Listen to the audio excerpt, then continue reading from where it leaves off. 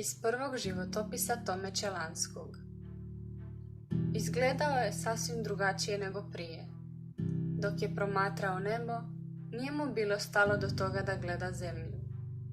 To je doista bilo nešto neobično, jer je najprije počeo propovijedati ondje gdje je još kao dječak naučio čitati. Na onome je mjestu najprije sahranjen da bi sretan početak osigurao još sretniji završetak. Na mjestu gdje se sada nalazi bazilika Svete Klare, u Franjino je vrijeme bila crkva Svetog Jurija i samostanska škola koju je pohađao sam Franjo. U toj crkvi je Franjo prvi puta propovijedao. U njoj je bio prvotno i sahranjen, a u njoj ga je i papa Grgur IX proglasio svetim. Još u 13. stoljeću se počela graditi na tom mjestu bazilika Svete Klare, gdje je smješteno i Klarino tijelo nakon smrti.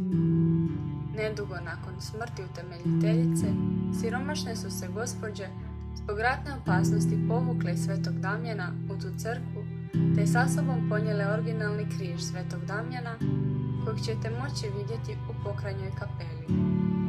U kripti crkve nalazi se Klarin grob i druge njezine i Franjine relikvije. Razmisli. Djevojka od svega 16 godina, koliko je imala Klara kada se pridružila manjoj braći, cijelu sebe dala je za Boga. Radikalno mu je služila cijeloga života, ljubeći sveto siromaštvo po kojem se je približavala svome spasitelju. Mi svoju radikalnost često ispoljavamo napadajući druge, umjesto vlastitim odricanjem za Boga. Za ispravnu radikalnost življenja molimo Boga naumno